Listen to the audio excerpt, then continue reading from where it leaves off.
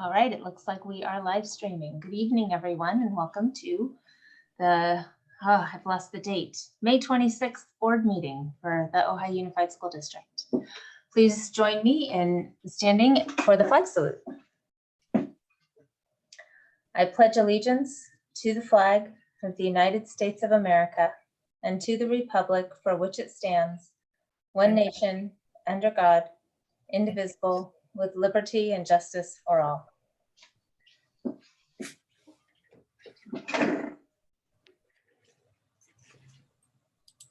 Thank you all and welcome.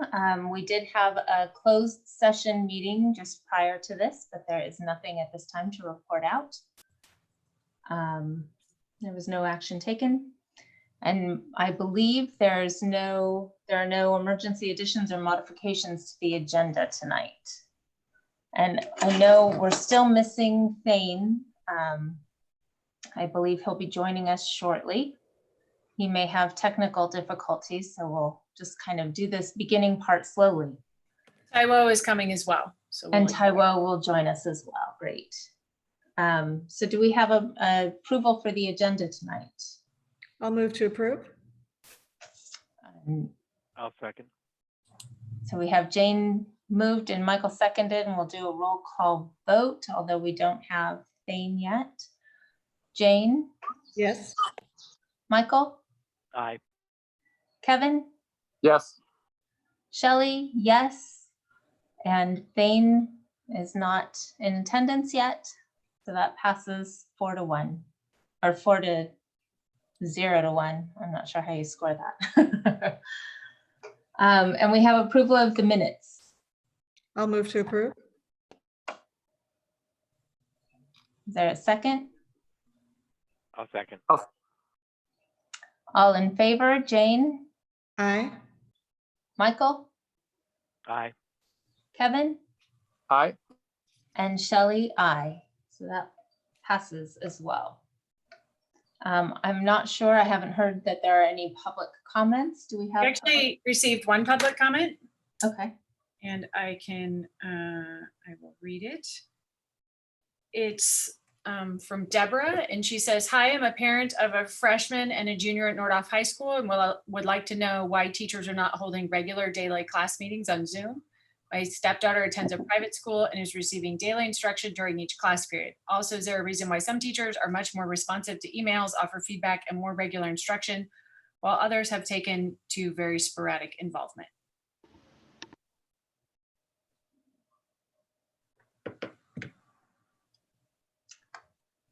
All right. And as is typical, it's awkward in this scenario, but is typical that we can't, since those questions we can answer, perhaps Tiffany can reach out and talk with that parent, but it's not protocol for us to address issues in public comment as they aren't agendized. So we take that into advisement, and then if we feel an agenda item is needed, we can do that for the next meeting.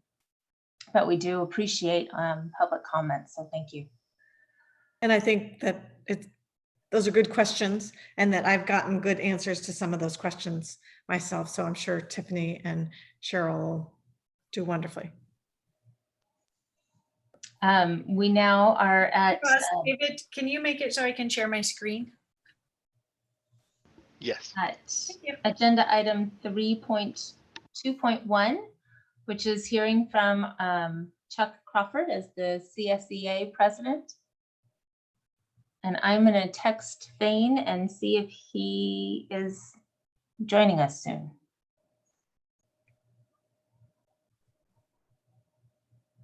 Are you ready, Chuck? I'm ready. I just unmuted myself. I am grateful to be working in Ojai, and I know my coworkers are as well. The compassion, the empathy, all the different hats that people are wearing to make this work has just been dynamic. When I see the politics on the statewide and national scale, I'm grateful that we've been able to stay focused on the kids. And we've stirred up some conversations on this budget. We know it's real. Classified feels like they've taken a lot of the hits over the years to release that burden. But we know it's difficult, and I do appreciate the collaboration, and we hope as a body that we can do that. And we know how difficult it is for us to meet right now. Imagine the whole body trying to meet, and we're trying to do that with the most objective conversations in mind. There's a lot of fear out there. There's a lot of stresses out there. People losing homes and that kind of stuff, which is painful to watch for people who have been here so long. But we know the students are going through it too. And we're aware that this same group of kids that's graduating now has also been through the Thomas fire. It's like, whew, they're taking on a heck of a world. So we're trying to give them that space. So I appreciate everybody's collaborative effort as we go forward. The membership has got a lot of questions and concerns of what this looks like. So we just want to go forward with the best foot and the best attitude, and a pleasure working with everybody. Thanks, Chuck. And Angie Janassi, our OFT president. Hi, everyone. Yes, I am Angie Janassi, the Ohio Federation of Teachers president. And first of all, I can't believe I'm here again. I think you must all feel it's like the third time in a month. I don't feel like I've ever done that before, which tells me that we have a lot to think about this year, and have been thinking seriously about so many different things. The budget is certainly on everybody's mind. Besides our own budgets, we're thinking about the school district's budget. I think the number one thing that I wanted to say, which came up at the budget committee over and over again, is that every single cut that we make is attached to somebody, either a student, a classified employee, a certificated employee, and that while I know everyone is keeping that in mind, I think it just has to be reiterated every single time we think about cuts, because I am sure Chuck is getting the same kind of emails that I am getting, which is when do we know about layoffs? Who's being laid off? Are there going to be layoffs? What's going to happen? What's going to happen with our class sizes? Whatever it is, every single day there's something and someone who's sending a note to both of us with those concerns. And I'm glad, and I'm really grateful, just like Chuck is, that we collaborate. I am so grateful that we had a budget committee meeting. I felt like initially I was very resistant to that idea. I felt like it was more of an in-house, let's figure it out and do it. And yet I felt like it was a very, very productive meeting last week. And it created such a feeling of community sitting and talking in our subcommittees. And I feel like that's what's going to happen tonight, even though you're in a much more difficult position than just what we're doing. Just having the discussion publicly is very important, and it's appreciated. So OFT just wants to let you know we are curious and can't wait to find out what happens. And then of course, we understand that there's negotiations going on with most of these cuts. So thanks. Thanks. Thank you, Angie. Superintendent's report. Like Angie, we've been doing this a lot, and so I don't have a long superintendent's report for you. I will save it for our meeting, I think next week, where we get to be here again. I just want to thank, though, the budget committee for their work and their time and effort in meeting last week, and then also the reopening committee. So you'll be seeing next week the results of the reopening committee. But between those two groups, we had more than 100 people on Friday collaborating to talk about, think about, and plan for the future of the district. And we couldn't do that we couldn't do what we need to do without all of those people stepping up and saying, yes, I'm willing to participate. Yes, I want to have a voice, and the future of this district matters to me. So thank you to everyone, classified, certificated, management, and community who have been part of both of those groups. That's it for me. Thank you. Yeah. That brings us to the reason that we're here tonight, which is the budget session workshop. And Taiwo, welcome. I'm glad to see you can join us. Sorry for being late. It slipped my mind. I went to the grocery store and I had to rush back. Sorry. That's quite all right. We're glad you're here.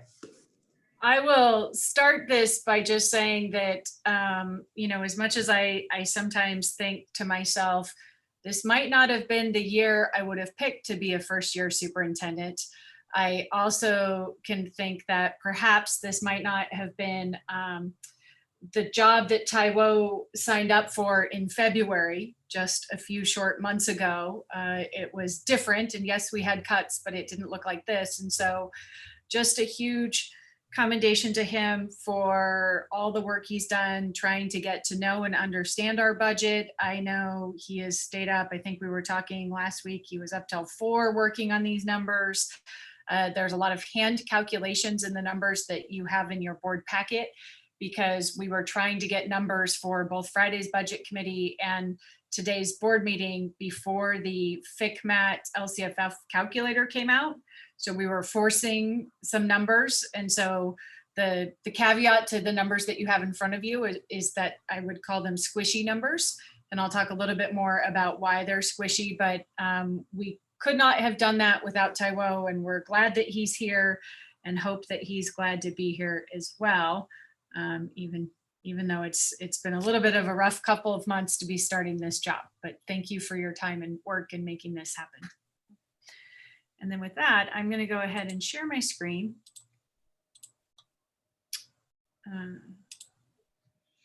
Oh, wait, present, not share.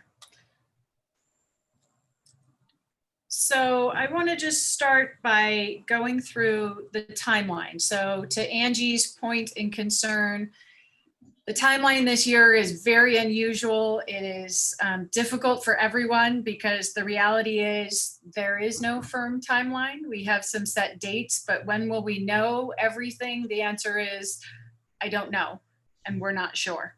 But we do know, so we got the governor's May revise on, I think, May 15, 16, 17, somewhere around there. I don't actually remember the date. And we built the numbers that you see and the budget in the packet around that. By June 15th, that May revise goes to the legislature to pass. As a reminder, if they don't pass a state budget on June 15th, they don't get paid.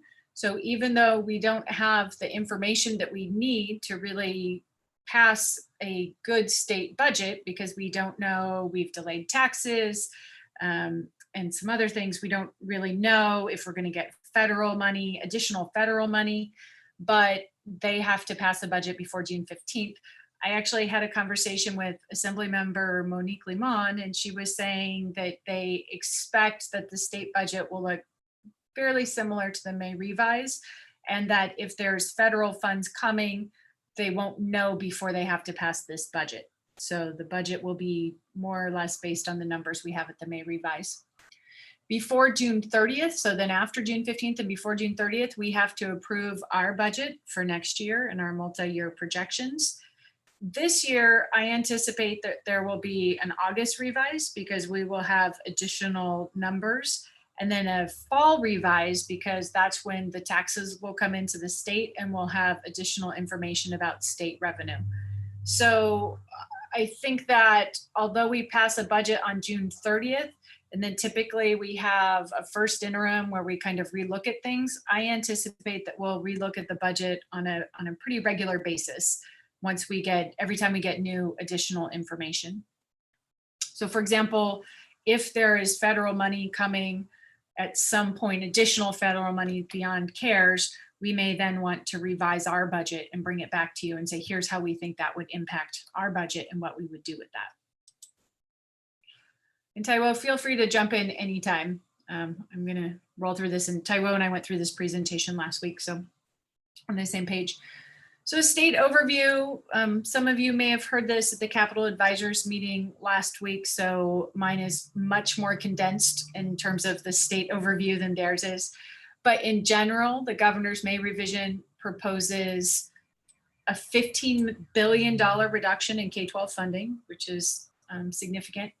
And then education receives about 40% of the state's general fund revenue. So everything that comes into the state, education gets 40% of that. And then K-12 gets 89% of that, and the rest goes to higher education. Something that I think is interesting is in that presentation, they shared that education is actually taking a larger proportion of cuts across the board, somewhere around 14%. And so it's not equivalent cuts kind of across the state budget. So we are funded based on something called the Local Control Funding Formula, LCFF. And the way that LCFF is funded this year is a little bit funky. I don't know that we've seen this before. So we take the 1920 LCFF, the base grant that we got last year. They add in a 2.32% statutory COLA. And then that equals the 2021 LCFF. And then there's a 10% reduction off of that. So it's essentially functionally a 10% reduction, but we get the statutory COLA, but then they reduce off the top of that. There is some language in the May revise around if there's federal funding, then they can lower that reduction or change that reduction of 10% across the board. So just so you can see in graphic form what this means for us, you can see our LCFF from 2013-14. And kind of how it's been going up, COLA and ADA, and then you can see this year the significant impact of that. Just in terms of actual numbers and what that looks like, you can see that it's about, you can see what the COLA looks like and then what the 10% reduction looks like. So it's somewhere around $1,000 per student by the time you take into account the grade span adjustments, and the ADA, so somewhere around there. Tiffany, just a quick question. Mhm. The 10% reduction, I know that there was a 7.92 deficit factor. What else is going into the 10%, or is that something different? So it's essentially the COLA and then minus, so it has to do with the COLA. And then, so if you add the 7.7% and the 2.31, you get the 10%. Does that make sense? That's how you get to 10%. So they added 2.3 and then took away 7. So it's a real reduction of the 7.7. Yeah. Correct. Rather than a full 10 because of the increase. Yes, right. It's a little confusing, which is why I tried to have that little chart on the last slide, but it's still pretty confusing. There's some discussion about if supplemental funding will stay the same. So you'll see it's still 20%, but it's 20% of the adjusted base grant. So 20% of less is less money. So even though that 20% number stays the same, our supplemental funding will go down as well. The other thing that was in the May revise is the state's plan to do deferrals, which happened in 2008 as well. So the first deferral is from June of this year to July of this year. Taiwo and I check in weekly to make sure that this isn't going to affect us. We think that we will be fine from this June to July deferral. It's a little bit different when we start talking about next year, when we have April, May, and June deferrals to July. So it could have a negative impact on our cash flow. We could have to do some transferring between accounts, some transferring of funds, or potentially work with our partners at the county to make sure that we can pay our bills on time, specifically our payroll. So we're keeping a very close eye on that. There are supposed to be hardship exemptions, which we may or may not qualify for as we look forward in the future. So we wouldn't have to maybe experience that deferral if we qualified. There are a lot of other reductions in the May revise, but these are kind of the two that affect us. There are a lot of categoricals. We don't have a lot of those categorical funding, but we do know that career and technical education will be cut 50%. At first, I thought it was this year, this year meaning 2021, the upcoming year.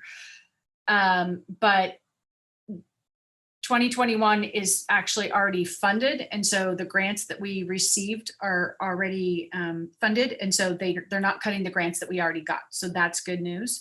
The cut will affect us the following year. And then adult ed will see a cut probably about 18% effective in 2021. And I'll just kind of pause frequently for questions. If you have any, you can jump in. So the one. Tiffany, it's Kevin. Yeah. So the adult ed though hits us this year. You said 2021, but so sorry, 2021 could mean the year 2021 or could mean the range of years 20 and 21. You're saying the range of years 2021, it's going to hit us now. Next school year. Right, this coming school year. Yeah, right. Thanks. The good news is in adult ed, we have a little bit of carry forward. And so we just need to look at our programming, but we do have some carry forward and a little bit of cushion there that, we may not have to affect programs, but we're still working on what exactly that looks like. So the good news is in the future, we were going to get a reduction in STRS and PERS rates. Those are actually coming sooner, which was a really smart move, I think, to move our employer contributions to retirement sooner. So to move those, reducing those sooner. So we still have an increase, but actually we have an increase in PERS, but STRS actually goes down a little bit, as you can see. So it's right now 17.1%, and then next year it's 16.5 and then 16.2. So that's good. It would have gone up, and then PERS goes up less than it would have gone up. So it's still an increase, but it's not as much as it would have been. So it's nice to have those happening sooner rather than later to offset additional costs that we have. There was some federal funding that came through the Federal CARES Act, and I've seen several different acronyms for this, but it's generally referred to as the CARES Act, also the GER, something like that act. It's the same money. So we receive about $400,000. We have to share it with private schools. We had 4 private schools who applied for consultation, and we will work with them to see what that looks like. There's some discussion about what that allocation and the guidance is and how to distribute that money. So that's kind of under discussion. We'll have to develop an instructional continuity plan. And right now, those are one-time funds that have to be spent by December 31st. Other districts are struggling with how they'll spend that by December 31st. I anticipate that we should be able to spend it by that time. It seems like that is in the federal language and can't be changed, but there's some issues with other districts about that. But I think What does instructional continuity mean? Meaning that we'll have to show, I think, how we plan to use it and how we use it to really provide instructional services for students. So how much of that, oops, sorry. How much of that is for student services and how much is for, or can be used for operational costs like wages? If it basically, it's a lot like supplemental and concentration, where it has to be above the regular program. So we can't use it to offset things that we're already doing. But let's say that the reopening committee had a plan and said, we really want to work to get elementary students on campus. And in order to do that, we know we're going to have additional aides, or we're going to bring in substitute teachers so that we can have lower class sizes. We could potentially pay for those substitute teachers or those additional aides that are above and beyond what we're already, aides that we're already paying. We could pay for them to provide the continuity of instructional services. Cool. What about like extra cleaning expenses or staff? Mm-hmm. Yeah, so things that are above and beyond the program. So we couldn't use it to pay for our regular custodial, but we could potentially, if we had additional custodial costs incurred, we could potentially, like additional hours or whatever, we could pay for that. Okay, cool. Thank you. So that seems like probably a possibility. So one of the things that's really hard about this particular budget is that we will not be able to balance our budget without flexibility on some things. And right now, we don't know what flexibility we have and what flexibility we don't have. So what came in the May revision were a few flexibility pieces. So one, deferral exemptions, if we need that.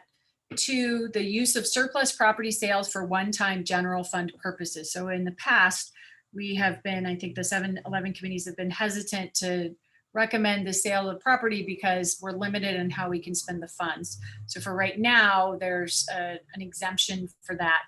And then there's some teletherapy options for special education, which is helpful since it's difficult to provide some of the services through distance learning. Do you know how long the exemption for the sale of property lasts? Right now, it's just 1 year, I think. So there are some other flexibilities that came in 2008 and some of the tools that we used to balance the budget in 2008 and 9. We don't know if we have those flexibilities yet. I am almost daily on webinars with either AXA at the state level or other superintendent calls to hear what's happening around these ideas for flexibility. It's not just us, everyone in the state needs flexibility in order to balance their budget. So one thing that's kind of an issue is we're funded on our prior year ADA. We know that students started being sick or not coming to school in February. And so our ADA for February is lower than it normally would be. But yet the state is funding us right now on prior year ADA. So they stopped counting ADA February 28th, but really we had many kids, more kids out in February than we normally would have. So there's some discussion about if there could be maybe a funding of the prior year ADA or a different funding model altogether. So one thing that the state has been talking about for quite some time, and if you remember the May revise, I was excited because we were finally going to get to a test 1 year where we might be able to look at enrollment instead of ADA. So again, ADA is how often kids come. Enrollment is, just how many kids do you have? And those are different numbers. So there may be next year some flexibility around ADA versus enrollment, particularly because nobody is really sure how to take attendance well in distance learning. How do we count what counts for being here, what counts for being absent? Independent study has a model, but that model hasn't been applied across the board to all of our work. Two big things that are also important is if there's flexibility on the instructional minutes that we have to offer and the instructional days. So right now our teachers are contracted for 184 days. The minimum is 180. If you remember in 2008, our teachers took, I believe, 12 furloughs, or our staff took 12 furlough days. That came because there was a waiver of instructional days. What I hear is there's not an inclination from the governor's office to waive instructional days right now because students have already been missing instruction, but it's probably the most effective tool that districts have for balancing their budget. And so there's a big TBD on that in terms of what to do about days. So we have some developer fees that come in every year, about $125,000. They're pretty limited on what we can spend them on.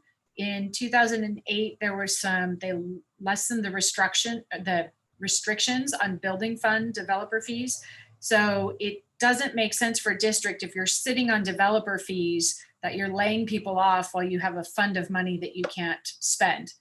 Again, it's only one-time money if you have a pot of it, but it's money that's there that's very, very limited. 2008, they also lowered reserve limits. So you were able to go from the mandatory 3% to something lower than that. And then there may be other flexibilities out there that they're working on.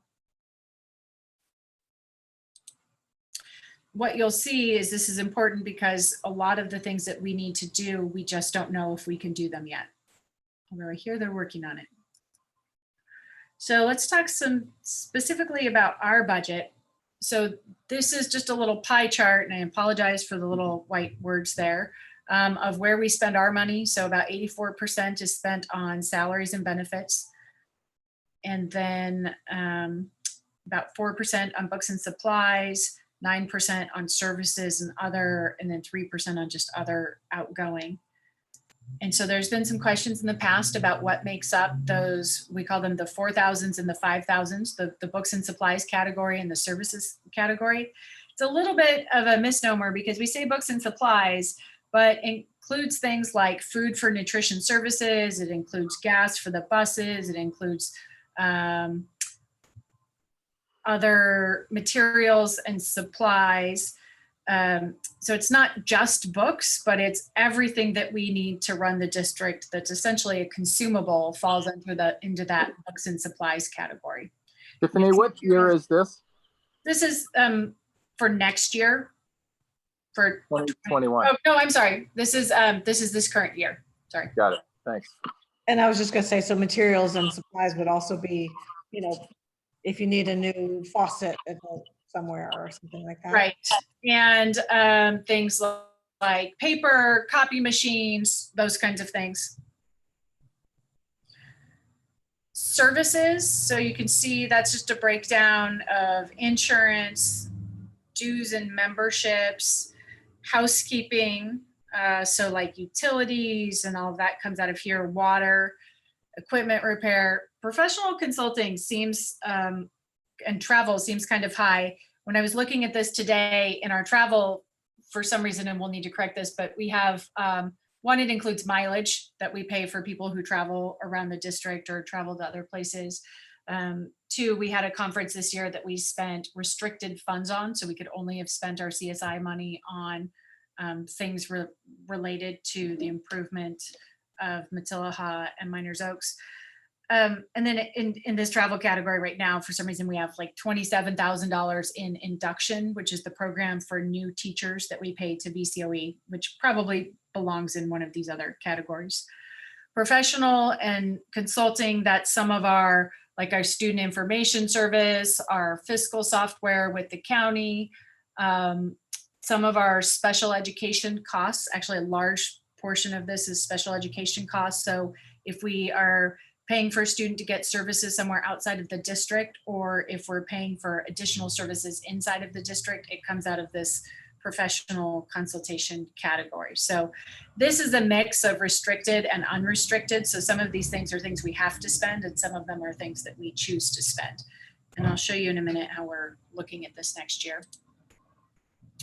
So we also have some unknowns in terms of our specific Ojai Unified Plan. So we don't know the number of students returning next year. We will be doing a survey soon to parents, and we'll be trying to get a measure of that. Across the county, districts have been doing surveys, and with somewhere around 25,000 responses across multiple districts, they're finding that somewhere around 30% of students aren't planning on returning to campus next year if there's on-campus instruction. We also don't know the staffing plan for re-entry, so we don't know exactly. Sorry, can I just back you up on that? The 30%, is that what you said? Not coming back. Is there a breakdown age-wise? Do you know, like, are more elementary school kids? I don't have that. Okay. That was just a summary of, broadly speaking, that if we're on campus next year, that's the percentage of families that wouldn't feel comfortable sending their kids back to a campus. Okay. Not saying they're leaving the district, but just to say they, would be looking for some other alternative. We also don't know for us what the reentry staffing plan would look like. So we don't know if we're trying to have students on campus, how many aides exactly we would need, if we have lower class sizes of 10, how many adult people we would need to hire, those kinds of things. So that's being worked on and discussed with the reentry committee. So a lot of this work for next year goes kind of hand in hand with the reentry committee, who had their second meeting last Friday will have their third meeting this Friday. And then we'll be pulling those together and surveying parents about those options and bringing those back to you. We also don't know what our 1920 ending fund balance is. That usually takes a little bit for us to close the books. We can broadly see, but if we had a larger ending fund balance, it would be less cuts that we would have to make next year. So at this point, our total projected cuts for next year are about 3.2 to 3.6 million. Tiffany, can Uh-huh. I get in? It's Kevin. So why is there so much uncertainty about this year? Because it's, we're on the verge of ending, and it would seem like most of our expenses would already be in the books. It seems like there's a huge, there's a difference between what we encumber and then what we actually are billed for, and the invoices, and right. So a lot of our vendors, we rely on them to invoice us, and then we have to pay that out. So we know some of our expenses, but we don't have all of the billing done. So we actually just sat down last week, and I sat down with Lydia in the business office, and we went through every single blanket purchase order, and we looked at what we spent this year, what we think is still out there to spend, and what we could reduce for next year. So that was like one little chunk of this work. Taiwo, anything else you want to add to that? Yeah, basically, it's just there's the problem with this budget generally is you don't know what have broad you're guessing how much you're going to spend until June, but June's billings come on through normally through July and sometimes even August, and so you're guessing with what people are still spending for, what reoccurring things are going to come through. And then there's a lot of work that just hasn't been finished yet about we got to just see how close we are on the budgets. Like your second year in budget, how close was those numbers to what the actual is going to be? And sometimes we can cut the budgets in there. So I'll know more next week, and I'll know more the week after that. And then the week after that, it's one of those things that there's a whole lot of accounts we got to go through them and make our best guess as to what the final amount is going to be. So there's thousands of different lines we got to just analyze and see, is this budgeted right? Are we still spending on this? And just make those determinations to both reduce the budget and also reduce, if necessary, reduce encumbrances, which could be a difference of hundreds of thousands with all the different accounts that you have from what we have currently. When do we usually close the books? When does that, on a typical year, when does that happen? Well, you close the books, your final thing is estimated actuals. I mean, not the unaudited actuals, sorry, which is in September, I believe. But It's in September. It's September, yeah. So that's when you actually close the thing, and that's why there's going to generally be gaps, changes from first interim to interim, and from your adopted budgets are going to be your beginning balance is going to can change greatly. Hopefully not too great. That's why we want to talk with everybody. That's why we want to have budget meetings, and we want to analyze each thing and make the best guess that we can on what the ending balance is going to be. So the difference is as small as possible. But it's very hard to do it here in May to figure out what the final thing will be in September. Remember, after everything is closed, after you've talked with all your vendors and everything. I would say that this is a process that we are working on cleaning up. When Lydia and I sat and looked through what had been encumbered, what we had previously been doing is sending a blanket purchase order. So let's say that we know every year we're going to pay Ventura County Office of Education up to $30,000 for induction, right? So we would have a blanket purchase order, and that would either just automatically get renewed, so that $30,000 would get encumbered, without necessarily going to the person who would say, well, we don't really have that many teachers next year. So this year, that purchase order for, that blanket purchase order for induction would go to Cheryl, and Cheryl would say, oh, well, we know we're not going to have that many new teachers. 10 of those people graduated this year, and we're going to have 20. And so we can lower that to 15,000, and then we only encumber 15. So there was a lot of money that was potentially getting encumbered that hadn't necessarily been checked out by every person. The other thing is, like, when we couldn't necessarily see what was getting renewed. So like, we had a blanket purchase rec for our student information system, and we had a duplicate one. One went to Patty for signing and one went to David for signing. They both got signed, so both got encumbered. So that was $25,000 that was encumbered that wasn't real because it was duplicate. So in cleaning up our process internally, we are able to really control that a lot more, and to make sure our goal is that every year from now on, that our encumbered money is a little bit closer to our actual money. And so, for example, everything that goes to technology that's related to technology only goes to David, right? So that David could really track all of that. And then I personally reviewed every single blanket purchase order to make sure that it was in line with our spending plan and our priorities. So Wouldn't the flip side of that, though, would be that you probably don't find as much extra money at the end of the year, right? Right. But if we have that money right now and we're planning for what we need next year, I would rather know realistically how much money we have, and you know, make realistic cuts based on how much we really are going to have. But yeah, we have historically had a fair amount of money left over in the ending fund balance, because we've had a little bit of a gap between what we've encumbered and what our actuals are. So we're trying to just tighten that up a little bit. But yeah, if you do that, then you're not going to find $1 million at the end of the year. So let me ask you, on the previous one, you said, you know, one of the unknowns is the, you know, the ending balance. If I have a question about that, is that later when we're actually get to some of those? Mm-hmm.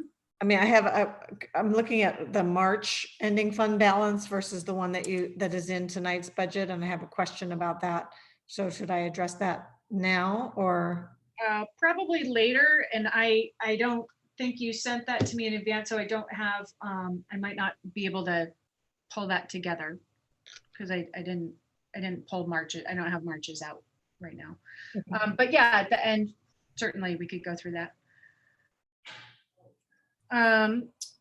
So what are we already reducing? So the numbers that you see in front of you have already accounted for the staff reductions that we've done. So the PKS layoffs that you already approved. It also accounts for reductions in sections at Nordhoff. So the numbers that you see, the 3.2 that we need to cut, is on top of kind of the reductions that we've already made. It does show in the numbers that we will be reducing our 4,000 and 5,000 categories by 40%. Sorry, I'm trying to move you so I can see that number. And reducing those two categories by about $660,000 across the board, just by taking away little, you know, bits and pieces like we've been talking about, finding little things either that we don't need to renew, or just saying we can't, that's no longer a necessary service. So I want to talk about the budget committee, and I'm going to go through what the work of the budget committee, and I'll say we only had one meeting so far. I'm sorry, I took me a little second there to get off my mute. Can you clarify? I'm not following you about what you just said about the Nordhoff already baked into some 3.2, I think you just said. So we needed to cut between now and next year to balance our budget $3.2 million. Oh, right. Okay. And the the staffing changes that we had previously identified have already been accounted for in the numbers, and we still need to cut 3.2. Got it. I thought you were talking about FTE or something like that, so I got confused. Got it. Thank you. 3.2 million.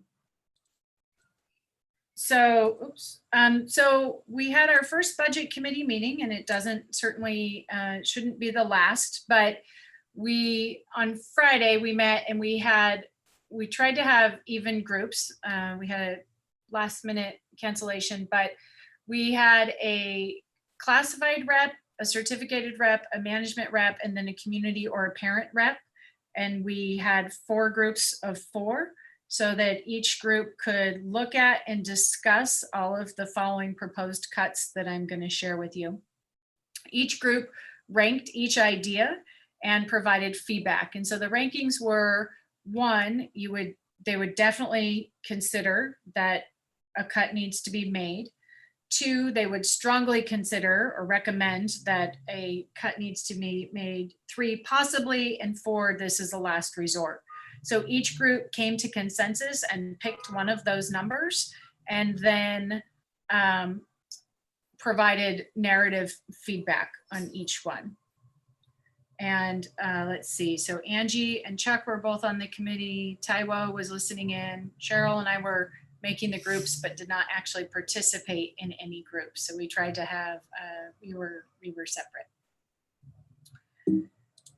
And so there are really 3 kinds of cuts that we talked about. The first is type 1, and those are cuts that require negotiation. So as Angie mentioned, there's actually very little that we can cut that doesn't require us to negotiate with CSEA and OFT to talk about how that would impact them. So I just put those in a particular category so we can talk about them. So one cut that we could potentially make is freezing step and or column. And so if you remember, step is when your salary goes up because you essentially have worked here a year longer. So it's like a longevity raise, sort of. Column is when you increase in education and you move over because you've earned a master's degree or something like that. I believe this year in column, and again, this is a squishy number, but in the number of people that would be moving over, we only have 2. So freezing step is much more, would yield much more savings than freezing column, but we don't have to do both. So here's what those numbers would look like in terms of their effect across the different groups. And then here's what the budget committee had to say about that. So this 2.5 is a representation. It's just an average of what they said. So if you remember, 1 is the highest that we should consider, and then 4 is a last resort. So this is a 2.5. So it's between strongly and possibly consider, right in the middle of strongly and possibly. So, and then you can read their comments here about anyone who's earned column due to educational credit should be honored. That it might be supported with language that said that it could be unfrozen and retroactive. So if there were, for example, federal funds or some other funds that came, that we could maybe go back and revisit that. Some group said they would rather work fewer days, and then a 1-year freeze. And it doesn't impact everyone. And I can say, and Chuck and Angie, you could chime in if you want, but one thing that was, and actually David Rogers was there as well. I can't see you, David, so I forgot to include you. But one thing that groups were, I think, cognizant of is cuts that are equal and that kind of affect everyone and that don't fall on one particular group, if possible. So that's the feedback there. So sometimes the step is like you have to work 3 to 7 years, and you would only be moving up after 7 years to 8 years. But if you're moving from 4 years to 5 years, you wouldn't be stepping. Right. So it's not equal for everyone. Another potential cut is to increase the employee contribution to health and welfare. So this is something that we've historically tried to hold firm on in our district, that employee contributions to health and welfare are low or minimal. The estimated savings would be about $54,000. The budget committee thought this was a 2.75. So possibly consider, but not strongly. Remember, 1 is our, like, we really want to do this, or we really think this is the most important thing to consider. I will say that this feedback that says revisit current healthcare group, I have reached out to a couple of people. Our current provider, CISC, is, I've been advised, pretty much as good of healthcare as we could get for our pool. So they always look at what is your pool. So if you're LA Unified, you have a different pool than we have in Ojai Unified. And so there's a general consensus that CISC is really a good value for us and that we would potentially not do better. There is some thought that we could utilize some of the different options within CISC a little bit differently. And so as soon as Taiwo and I can get through this board meeting, we'll be working and sharing with this essentially broker consultant who's willing to help us how we currently utilize CISC, and he will give us some suggestions about things we may want to look at further. So yeah. So obviously this particular savings would just obviously depend upon how much the employee contributed by definition. So what's the assumption of the amount per teacher or employee that you'd be thinking about that would give rise to the 54,000? So the 54,000 would be if they took on all additional costs beyond the 1920 costs. So obviously healthcare costs go up every year. So this would be if they took on, so we continue to pay exactly what we're paying this year, and then any increases were borne by the employees. That's how we would save $54,000, because it will cost us $54,000 additional next year for the same level of healthcare. And that particular saving would not require renegotiation? No, it would. Anything in pink right now, these are all got it. negotiations. We're still in pink. Got it. Yeah. It. Thank you. Thank you. Isn't that wrapped up in already in our negotiations with the COLA? I mean, they were to choose whether to receive the COLA or get more COLA and make contributions to health insurance. Yeah. So this would be a tough negotiation, but it's on the list. So I'll preface this, and I should have said this at the beginning. I tried to put everything on the list that we could possibly think of and that would be an option, whether they're actual real options or good options or things that we would want to consider. I wanted everything to be on the table and to be considered. So these aren't things that I necessarily think. This is really just a reference number, but we could just reduce salaries. If you saw when the May revise came out, Governor Newsom actually recommended that all state employees take a 10% across the board pay cut. Our savings per 1% is $150,000, just so you kind of have a benchmark for that. I actually did not put this on the budget committee's group list to review, because I think it was an oversight, not on purpose. Another possible area still in negotiations here is reduce or freeze stipends. So we currently spend about $350,000 on certificated stipends, and those are really all over the board. Some of those are for coaching, some of those are department chair, some of those are, there's just a lot. So this is a 1.75, meaning it's more in the strongly consider. So you can read some of the feedback there. I would say if this is something that we wanted to look at, that it would require a group, maybe particularly some OFT representatives and some management representatives, to look at and go through all of the current stipends and to talk about what might be necessary, what could be frozen, what could be eliminated, and to do that work potentially collaboratively. We actually were going to talk about stipends this year, but we got a little bit derailed. So this might be something that we would want to think about. And also, I think this point, number 4, is really important. We're not sure what we might need in distance learning, right? So we have a lot of coach stipends. I don't know if we will have sports in the fall at this point. So that might be an inherent savings, but we just don't know at this time. So it's hard to budget for that.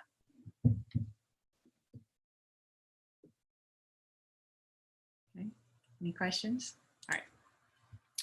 We could also raise class sizes. This is something that we've done in the past. It's a little bit hard to estimate because it would depend on how much we raise class sizes and how many teachers, and it's hard to know, but we would know that if we reduced one teacher, that's about $125,000. The budget committee thought this was a little less on the continuum, so this was a possibly consider. I do think some of these points are really important to note. One, with distance learning next year, raising class sizes would be difficult. So if we, have 24 students in an elementary class and we can have groups of 12, then, we can kind of break that up. If we have higher class sizes, it's a little, we just need more people on campus. And so it's hard to anticipate what that would look like. The other thing, I think this point number 3 is really important. Nordhoff does not physically have space to increase students in a room. So it would require more space in some cases and more furniture, right? So in a lot of classes, we just can't add additional students without addressing the physical realities that would bring. Aren't we still potentially, even in the fall, looking at distancing in classrooms though? Right. So, yes. So that's why this one is a really big question mark for me, because I don't know exactly how that would look. How do you raise class sizes and then have distance learning? And then when we eventually come back, if we have to come back in smaller groups, how do you make all of that blend together? I'm not sure. But if this is a direction that we want to consider, then we would need to do some thinking and planning around that. So this next group in orange are groups that require potential cuts that require state flexibility. So these are things that we can think we might do, but without state flexibility, we wouldn't essentially have permission to do them, but I wanted to put them on the list. So one, if we lowered our reserve, it would be about a $250,000 savings. This is a 1.75 from the budget committee. So this is a strongly consider. Is that reducing to 2% or reducing by 2%? To 2%. So just losing a percentage point there, right, in the reserves. Yeah. This scares me to do this, but also, reserves are for economic crisis. And so it's a really hard decision to think about and to talk about. But that's not really a savings. I mean.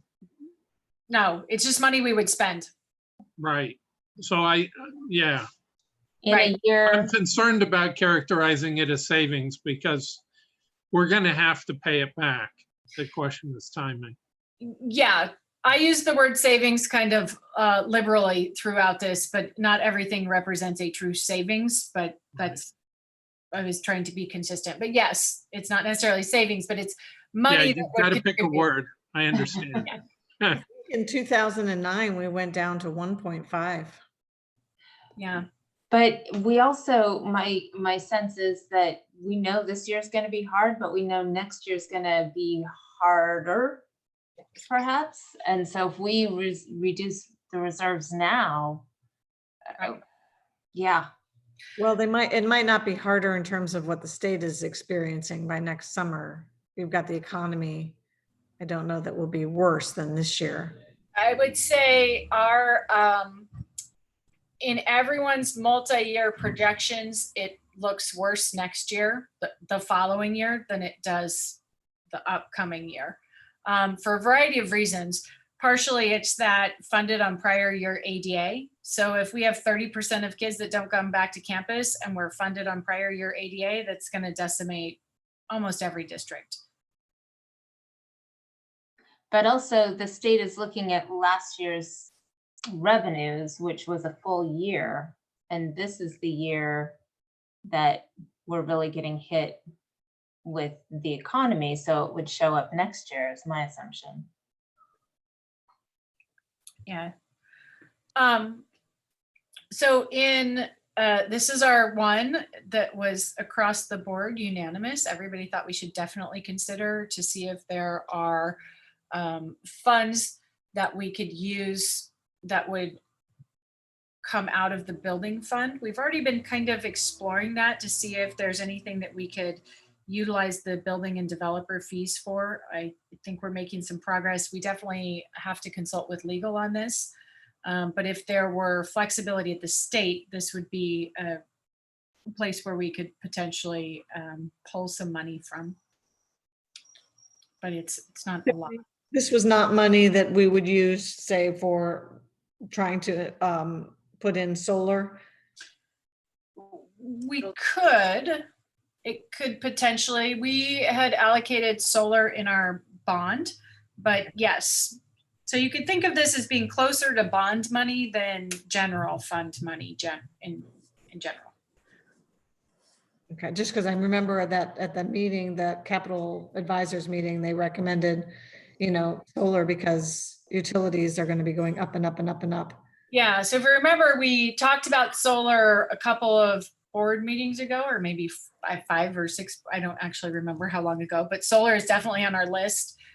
Solar would save us about $200,000 a year in utility costs, even if utility costs don't rise. If we could offset general fund expenses with bond funds, we were kind of waiting to see if we would potentially have another bond and what that might look like. And then also waiting to discuss with the city if there's some kind of partnership. But it's about 12 to 18 months before we would see savings from solar, but definitely solar is one of our long-term strategies. And if you remember in March, we talked about how there's a number of things that are not going to come into place this year. So for example, taking back the OHI Teams program and solar.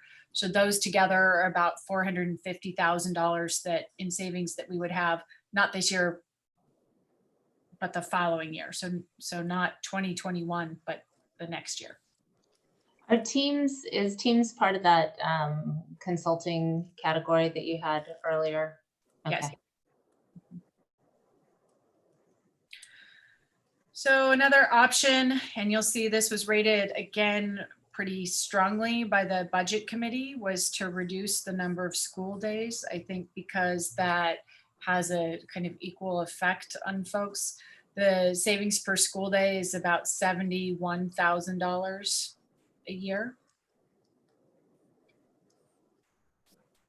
And so, but we don't have flexibility, and we may not have flexibility on this. What we could potentially do right now is reduce 4 school days, and we could be at the state minimum of 180. And what that does is that reduces not actually school days, but professional development days, maybe 1 school day, Cheryl.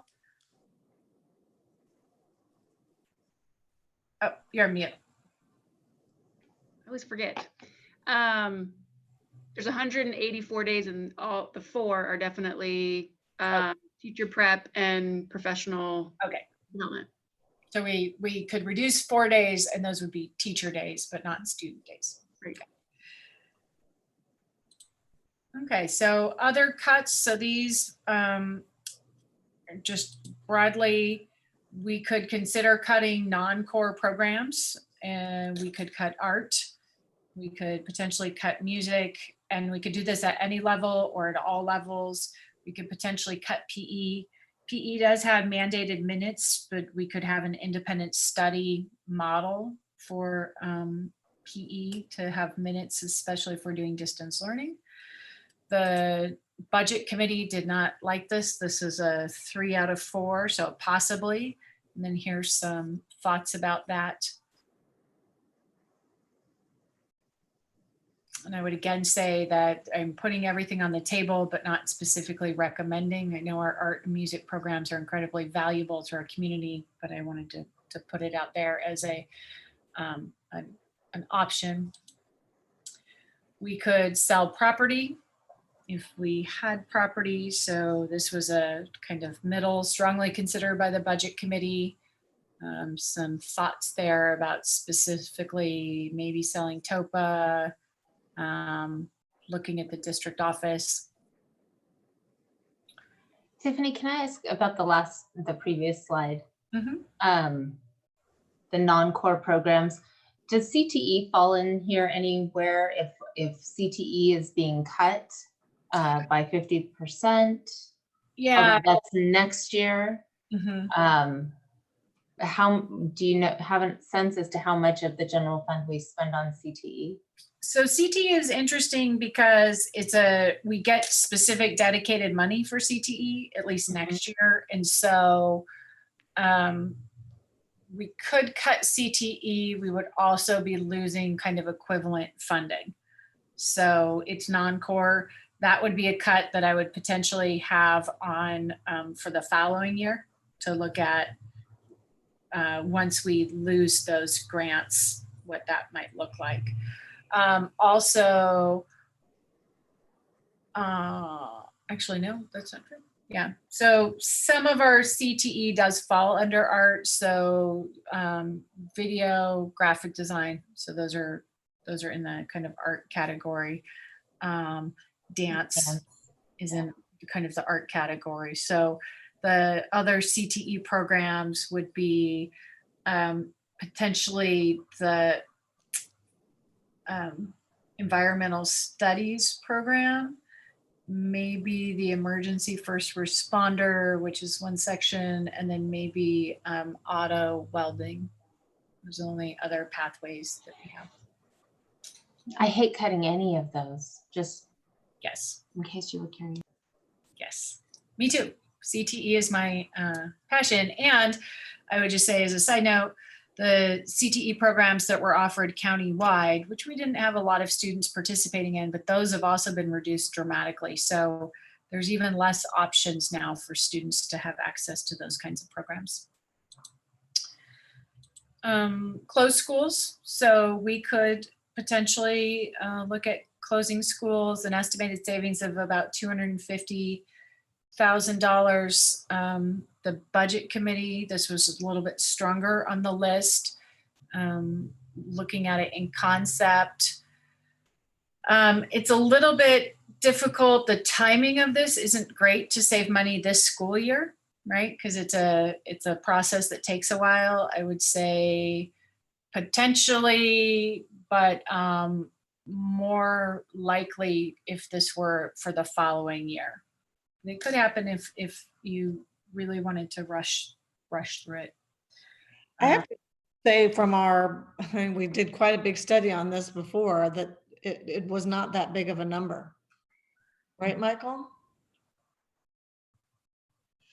As I recall, the biggest number was principal staffing costs.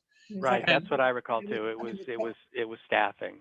And I had a question about that actually that just came to me today.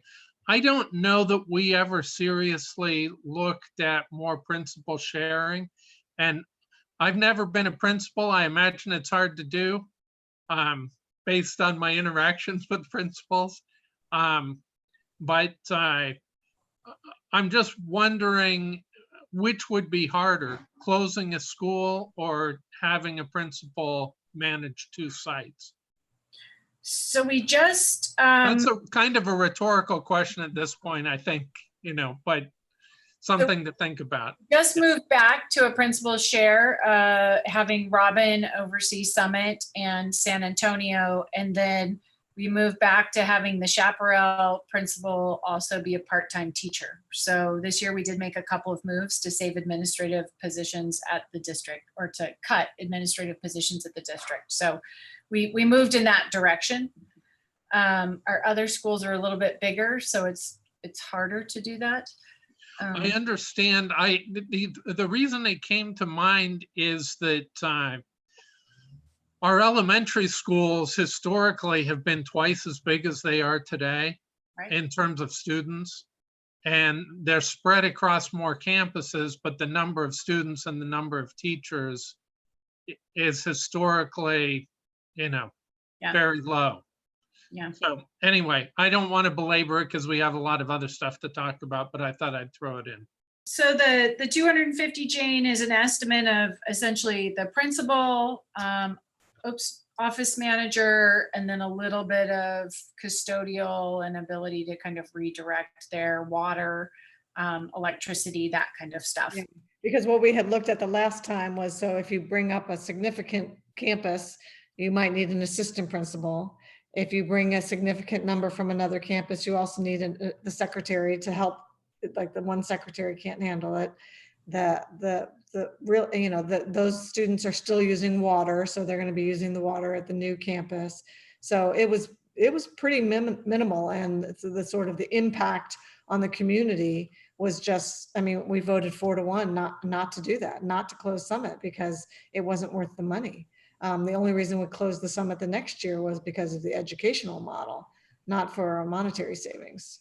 So I can't see that that 250 is a real number there, but Unless we were looking at revenue from the campus. The earlier we saw a slide that had the sale of a school on there. I think it's debatable as well. I mean, if you're adding a small number of students to another school, if you would really need those other additional expenses, given that our schools are relatively small, right, compared to kind of the elementary schools of 500, 600, 750 that we see in other districts that may or may not have APs, may or may not have 2 secretaries, right? That I think that would be debatable, that if you added those additional costs or not. We could have additional staffing reductions just in general that we try and make. This is a 3.25. So this is a possibly considered to a last resort from the budget committee. And I would agree with this number 3. Oops, I was trying to highlight it, but I can't. That we really don't have much more personnel to cut. At this point, if we are cutting personnel, we're cutting programs. There's not additional, there's just not additional people. So I was talking to another district last week and they were saying, well, after 2008, when things got better, we started adding counselors and we started adding these people back and these people back. And we really haven't done that, right? So these cuts come right on top of essentially the 2008 cuts that we made and the reduction of staff to fit the size of the district. But we don't have a lot of just excess staff people that are around that wouldn't have a significant impact. And if we did, we've already tried to cut them before this budget came to you. Buses, so could we look at eliminating transportation or reducing transportation? I don't have a lot of good data for you on this. This is something, again, like the stipends, where if we wanted to explore this, you would direct us to go get some real numbers about how they're utilized. So this was like a possibly consider from the budget committee. The buses appear to be underutilized. I would say we do a fairly good job of trying to plan our routes and utilize the buses the best that we can. And then what may seem like being underutilized may be used at different times outside of the school day for sporting events or whatever. We actually, if you remember, at the beginning of the year in October, wanted another bus because we needed additional capacity in our buses. So this is a hard one, but if we wanted to, we could look at routes or look at elimination or talk about that. The other thing that is difficult to know and consider is that next year for transportation, how to get kids to school on the bus using social distancing. The current recommendations seem to be put kids every other seat, which takes a bus from 84 students down to like 20 students. So instead of being 3 to a seat, you have 1 kid every other seat. And so it reduces the capacity significantly. And I'm not quite sure how we're going to handle that yet. And so you said that it seems that there's underutilization, but at Matilah we had overflow. Yeah, we I had didn't more kids. say that. The Okay. budget committee had a group that said the buses appear to be underutilized. I would not necessarily say that our buses are underutilized. I would say, when we have them, they're mostly full, and we pick up different routes. And one thing that David Rogers and I have been exploring is there are companies that you can pay to really do a route analysis for you and to really look at like, do you have the most efficient routes? And we may at some point want to think about if we could have some savings by looking at our routes, but we're not convinced yet that that's something that we want to do or not do, but there are companies that can help with that if we need to. Plus, what are you saving if you're paying the company? Right, it would just be more efficiency and trying to use the buses that we have to meet all the needs of all students, but And with the bus, so there's potential savings, minor savings, if sports don't open up, because we use buses for that. But I'd be curious to know if families are even less inclined to use buses. If we have 30% of families potentially who won't send their kids to campus at all, I wonder if there's an even greater percentage of parents who wouldn't send their kids on the buses, so they really would be highly underutilized next year. Is Yeah. it possible to, when we look at surveying families, to put that in there? yeah, that'll be on our survey to parents as well. I mean, the other thing is in terms of just our global vision, and our environmental support, having a bus is preferable to having parents dropping off in cars, right? And all the traffic and all of the kind of issues that come with increased single car drop-offs. And so there would be some cost to this in terms of drop-off and pickup are kind of two of the biggest single pain points in any campus at any given time. And so if we didn't have buses, what would that look like for our students? So right now, if we have 150 kids riding the bus home from Matilaha, what would it look like if we had all of those kids in cars being picked up? And what would that And cost? as Cindy pointed out, we would lose some Oakview students because if there's not a bus, they're going to go to Ventura Unified. So this was just on the list so here are the overall rankings of what the committee thought, because there was a lot to go through, but here's kind of their average. Remember, 1 meaning we should definitely look at doing it, all the way down to a 4 meaning it's a last resort. So I just ranked these based on the average. So as we were going through this, I kept kind of tallying and adding up, and I feel like we're still not even close to the 3 million, Yeah, even if we did everything. hold on, it's coming. Yeah, Okay. that's like 1 million so far. Where's Yeah. Right. So here are some possible options, and I'm just throwing these out there as, kind of combinations of those things that we were talking about.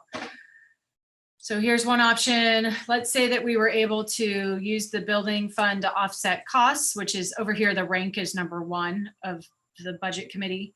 We reduced the school year by 10 days. We reduced stipends by half, let's just say. We lower our reserve. We close 1 school. We freeze step and column. And by the way, these asterisks mean they're either negotiations required or state flexibility required. So these aren't things we can just unilaterally do. So freezing step and column, reducing school year 10 days are negotiated. Offsetting building costs and lowering the reserves are state. If we reduced some of those non-core programs, so not across the board, but we reduced some, and then we have our reduction in supplies and services, we're at 2.86 million of the required 3.3. I do think that if I'm guessing, I think there will need to be, we're not the only district that has this kind of choice. I think there will be some federal funds to offset this. And I also think we may have some funds available in our end of year balance this year. So that 2.86 might be close enough, but it's hard to say right now. Another option B is selling the district office property, and I just have a wild estimate. I did a little research today looking at other commercial properties available. So let's say that was 7 million, and we closed a school to move the district office property, the district office operations to. We had moving costs of 2 million, which would be a total savings or revenue of 5.25 million. I just did this little calculation. These are, again, wild numbers, but there was a comment from the budget committee about what about offsetting potential revenue. So let's say that we had a deal on this district office property and that there was potential revenue of maybe $250,000 a year. I am making that up. That's, again, another wild estimate. The years to recoup the moving costs of 2 million would be 8. And then the years to equal the $5 million, right down here at the bottom of after we moved, would be 20. So at $250,000, it would take us quite some time to equal what we would potentially have sooner. But this is the last week of May. It's not like, oh, we can have this money by August 1st. Yeah, the timing of this would be difficult, but in terms of how long to actually close escrow, if we had a buyer like right now that said, yep, we'll give you $7 million for it, that could move as quickly as 4 to 5 months. But that's, I mean, we're taking a long-term problem. Yes. And I mean, this gets us through 1 year, and we've given away our biggest asset, and we won't have it anymore, and we'll still have deficits in the coming years. So I'm not arguing for any of these, but Right, no, I am. That's my job. Yeah, your job is to lay it out, right? Another option is use building fund to offset costs, lower our reserve, and just a 10% salary reduction across the board, reduce our supplies and services, and then we're still about $1 million away. Tiffany, you had said that the building fund we bring in about 125,000 a year. Have we spent that up to now? Have we accumulated any? Is that actually what's in there? Yeah, we actually have about $900,000 in there right now. And I just have used building fund to offset costs as like, what could we reasonably maybe charge to that? If there were total flexibility, we might be able to use additional, to drain that. I do have some thought that the building fund, if we ever did do something with this property and move to a new site, that the building fund could offset some of those moving costs potentially, even without state flexibility. So yeah, could we use it as another reserve or count it towards our reserve? Those would all be things that it would depend on what the state flexibility looks like. And in 2008, did the state allow for flexibility on that? I believe so, but I don't actually know. Okay. Typo, do you know that? Ultimately, my question is if they did they cap it at a certain amount, or was it you could use the whole fund, but you may not know that? I unfortunately was at basic aid, the schools before were basic aid. We didn't have that problem. We didn't have that kind of money problem, so we didn't have to worry about developer fees and stuff.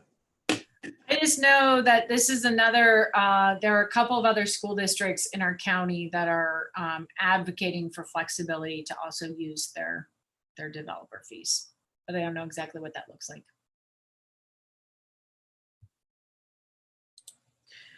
And so those are the options. That is the end of this particular presentation. I mean, there's more options, but those are kind of the combination of options that got us close-ish. Tiffany, we didn't see any of this stuff in the material we got. We got something else. So my questions are related to the other sort of agenda prep Yeah. material. I can pull those up.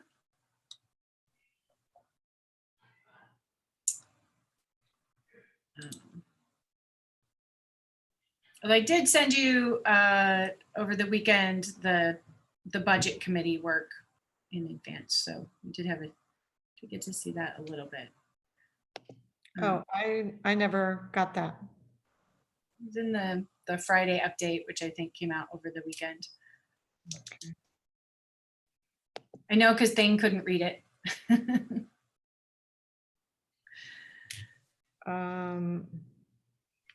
So could you blow that up a little bit?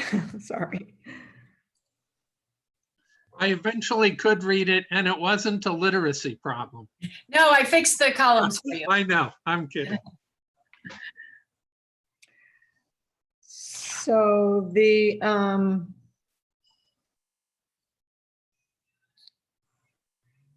let's see.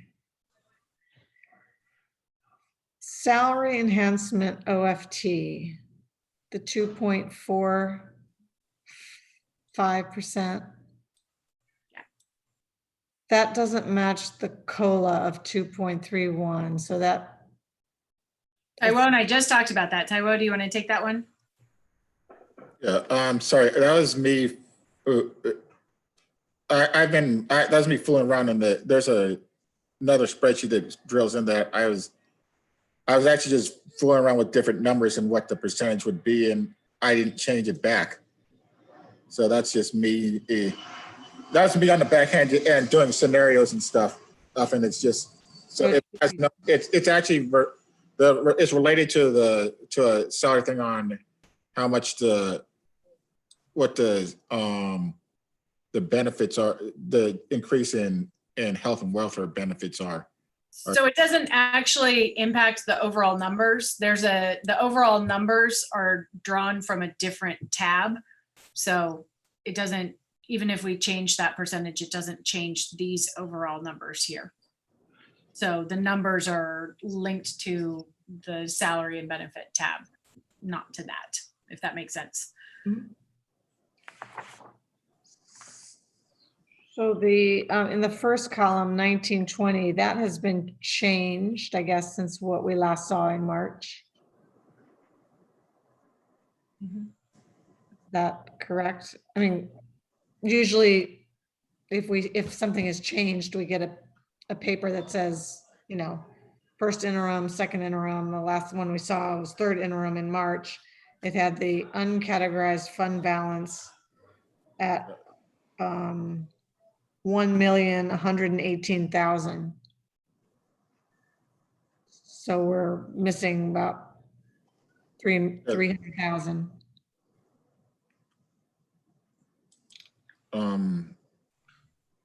So yeah, this is there's if you're talking about for the current thing, the current balance, there's revenues, the revenues of it. I'm sorry, the salaries and stuff, some of the salaries have been reduced and stuff. So the ending fund balance there has changed from the estimated actuals, but this is not a complete work. Or this was what I could get done and before this meeting, and then there's still more cuts to go. So the official one will they'll actually look different than that too. So the memo that you would normally see, Jane, would come to you when we have our official budget, like a little later in June. So these are just, we were working to get the closest numbers we could get given what we had. Mostly looking not at 1920, but more looking at the multi-year projections based on the May revise. So that it will look different. The 1920 numbers right now will look different, but when we bring you the budget at the end of the month, you'll have that whole memo that we normally have that says, here's how things are different and all of that kind of stuff. Okay. So then on this, let me see what page you're looking at here. Yeah, that actually the page before. I'm not sure I see everything that you just talked about here. I see personnel reductions, 314. I guess I'm just trying to match up where everything you just went through, where I'm trying to find that 3 point. So the where you would find that is if you look at, let me find the right sheet. So if you look here and you were to see here, like, for example, certificated salaries last year in 1920 were 10.8. And then next year we have them at 9.8. So that's a 1 million reduction in certificated salaries. If you see books and services here at 1.6 and then here at 1 million. So essentially these, if you look at the total of 1920 versus the total of 2021, you would get to like 3.28. And that includes this assumption. So in there is this assumption of these reductions. These reductions are just placeholders to get to that million, to get to the difference between like here in classified. So in classified here, it's 4.8 million, and then here it's 4.3. And so to get to that 600,000, you have this 6.12 reduction in FTE. So those are just placeholders, but they're not real. Are these meant to be 3 different years? What's the difference here? Yeah, this was a typo. This Okay. should say 20. 22, 23. As you can tell, sometimes when we're working in current year and future year, the years I did this myself a board meeting ago. It's easy to get off in your years and to forget what year it is right now and what year it is next year. Right. No, I just wanted to make sure I was reading it incorrectly with you. Yes, Right. you were reading it correctly. The question I have on this, in our estimated budgets, we've always achieved the numbers by reductions in FTE, but in the options to actually reduce our budget, the only way we're really doing this is reducing instructional days, it seems, or in reducing days. We're not, none of those options were actually reducing staffing, right? Well, if we cut programs, we would reduce staffing. If we cut a school, if we closed a school, we would reduce staffing. But in general, without cutting programs, there's not really anywhere to cut staffing. Okay. Jane, actually, thank you, because now you've made me connect the dots. So I feel like what we were looking at is reducing staff would reduce our expenses.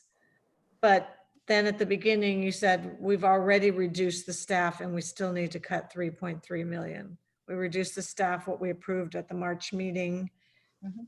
And then we reduced the staff by the Nordhoff schedule, and that didn't help us at all. It's not that it didn't help us, but this number here that we need to get to, and we've been working on this number of 9.8 includes already cuts that we've made from staffing at Nordhoff, staffing at PKS, those kinds of things. So those human resources actions have already been processed into the system. So when we run next year's estimated budget, it already has those reductions made. And so then we still have to get to this $1 million or 3.2 if you add up all the columns. It doesn't really matter which column it comes out of, but Right. So things have changed dramatically since that March 13th meeting when we were looking to cut 1.5 million and 400,000 of that was going to be the Nordhoff programs. yeah, we've already done that.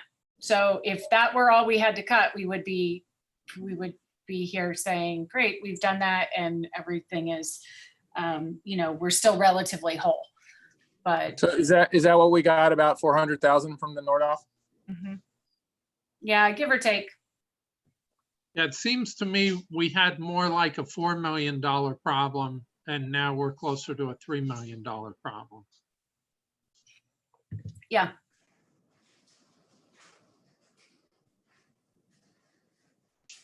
What would be the most helpful step for you? I think if I were you, I would kind of want to hear from each of us on all those possible spending items to see what we feel, and if there are other items that we could suggest.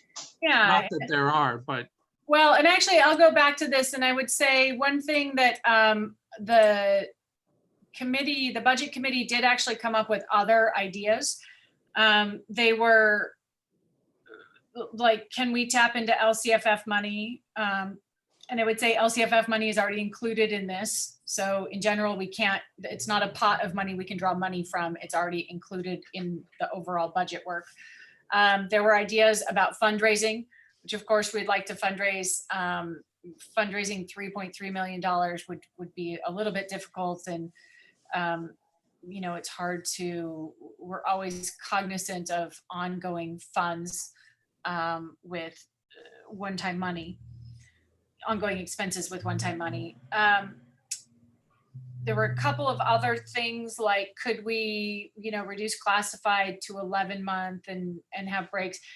That would take some real analysis, and the savings would likely be somewhat minimal. So there are other things here and there that we can do, but these are kind of our big ticket items. So yes, this is the point where we need direction from you on what do you think? I would just point out that in this option A, which is reduce school year by 10 days, if we don't have that flexibility from the state, then essentially what that becomes is a salary reduction. The only way that we can make a somewhat equivalent cut is by just reducing across the board, but working the same amount. So that kind of makes sense. Like, we would probably prefer to reduce days, but if we can't, then it equals a salary reduction. But that's something that would currently have to be negotiated. That would have to be negotiated, right? So, yeah. So. Can you, when we were at that Capital Advisors meeting, they mentioned emergency relief, emergency relief, something? Yeah, that's part of the CARES Act. So I was saying that the CARES Act had a few different acronyms, but essentially our CARES Act, which is ESSER and CURE and whatever all those pieces are, but this is what it came down to for us. Okay. And then specialized secondary programs, I should have asked you about that. I don't remember. Yeah, SSP is a specific grant that we don't get, that we would have applied for this year, but that we don't have any of those funds, so. Okay.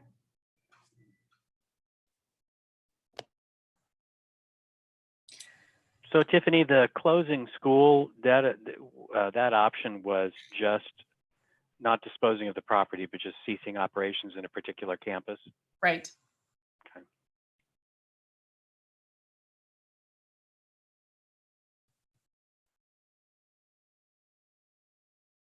I hate to say this, it's hard for me to see how we're gonna, I mean, we already pay the worst, like in the county. Cutting somebody's pay by 10% at any level is a really significant cut. Yeah. So I'm not really thrilled by that idea. It's hard for me to see how we're going to get here, though, without programmatic cuts, and potentially significant ones, other than just by radically underpaying our people even further, and the staff reductions that those would yield. Although I think it's maybe, I'm not thrilled about disposing of property, but it might be time to consider potentially shuttering one campus.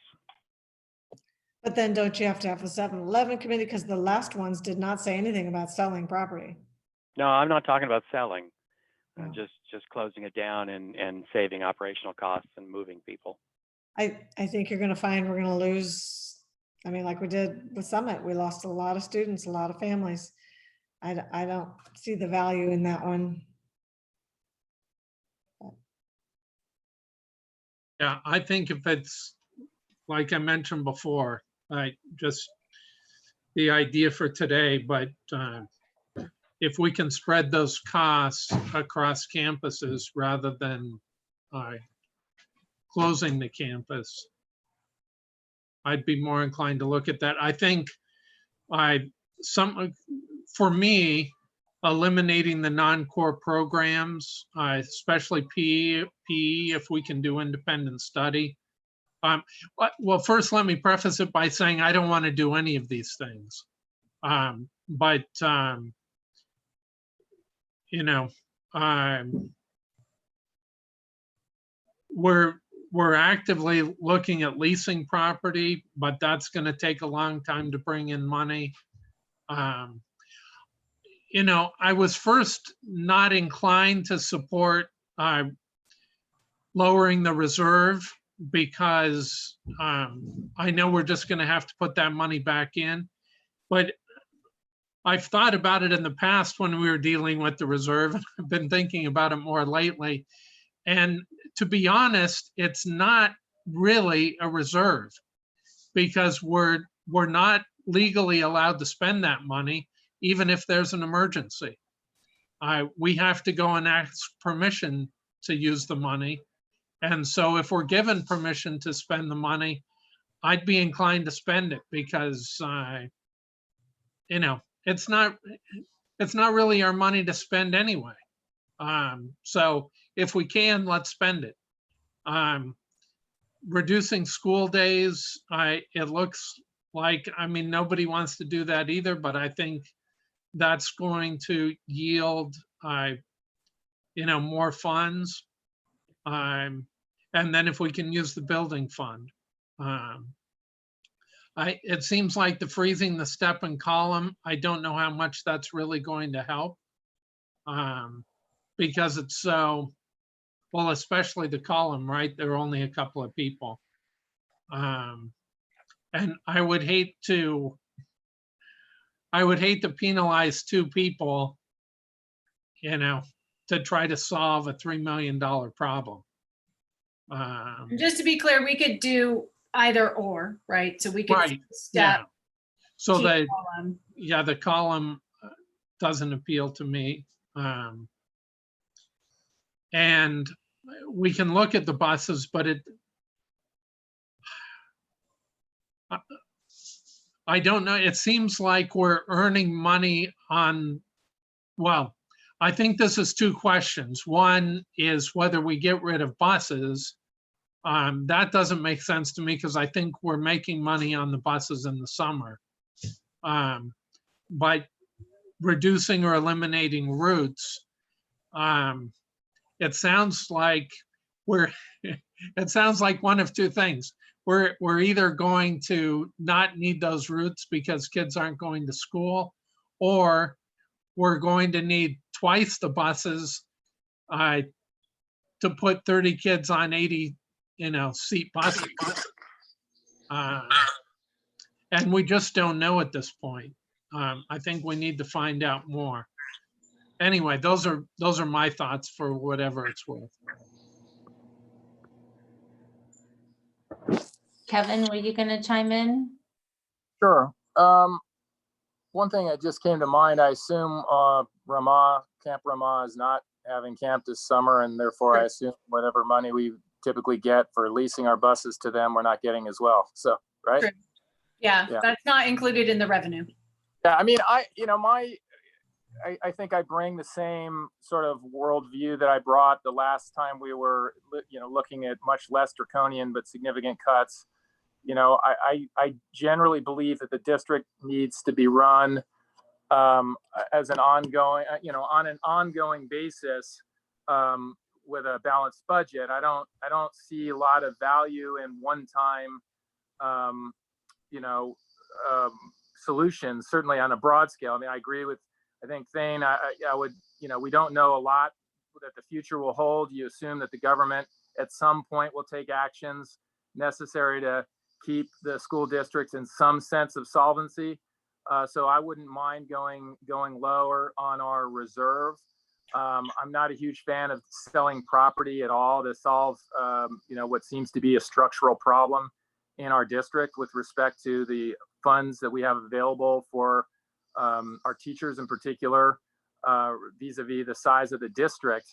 I was surprised that staffing ended up at the absolute end of the list. And I'm sure some of that has to do with how the question is presented. But I think across the board, you've done an excellent job incorporating technology where you've been able to, particularly on the communications side. We have talked in the past about having more technology available with respect to auto-populating forms and a lot of the stuff that we have learned over the years that we do manually still in the district. Even the stuff is, as much as why is the district spending time to find out whether somebody, a particular kid was not, missed 2 classes and whether the kid can now be at rehearsal for the play, stuff like that can probably fall away if it's costing us money. But broadly, I know these kinds of ideas are I think they're more equitable. In terms of my overall view is that whatever cuts we make are going to be so brutal to the personnel and the the friends and loved ones that we have here in Ojai. I think it has to be done on an equitable basis, and that means everybody has to be in play, not just teachers, not just certificated, everybody. And then beyond that, I mean, I think I think obviously it looks like we'll have to lose some days or cut salaries because that's the only place where we've seen a really big number, other than the idea of having a 5-month turnaround on selling a building, which is not going to last us more than a few years. And then then what do we sell next? Those are my thoughts. I want to add, when I was discussing closing schools, I do have a concern if there are a significant number of families that choose to do maybe Ojai independent, and how that affects some of our smaller classrooms. What if you have only 20 third graders? Well, I guess it just means more combo classes, which would mean fewer teachers at that, at a particular site. Well, I think that 30% of kids, like, we will definitely lose some kids from the district. We may also gain some kids into the district, maybe from private schools or other places. But those 30% of kids generally across the county that are their parents right now today are saying they might not come back, those kids would be distance learning. And so there's still teachers required for them. It just looks different. So it's not just a reduction, it's a re-envisioning of what that looks like. Thank you. I agree with everybody that has said this is awful. We don't want to do this. I would say for me, I'd really like to know what is in the stipend category. There seems to be, I'm not clear as to what all the categories are for our stipends, and whether that would be a reasonable place, especially if sports don't start up again. But I'm not certain what the other implications are as far as how it hits the classroom with those stipends, if there's some that can be pretty easily reduced without hitting classrooms. I think it's more in terms of if they do the lunch shift, if they do the bus duty at the end of the day, those are all stipends. Right, but so We can look into that and we can come back to you and with what I had recommended. I was just seeing if I had texted or emailed you, Angie, about a stipend committee. I meant to email or text you today about a stipend committee and to see if that's something that maybe we want a starting place to go through those kind of collaboratively and say, here's, 3 buckets. Yes, we have to have this. Maybe depending on what next year looks like, and this is something that maybe we could freeze for a year. I think that would be a great idea. So that's one of the spots that to me seems like needs to be delved into further. And I'd like to know, I feel very strongly that we need to make sure kids have transportation. I think it's really important in equity issues that kids have transportation. But if it's not being used, if next year is going to look dramatically different, then we really need to analyze that and consider maybe, like Thane said, specific routes as opposed to getting rid of buses. And it seems to me that a reduction in salary is more likely to be replaced as soon as possible than if we cut programs. I feel like programs are harder to bring back. And so I'm concerned with cutting programs entirely.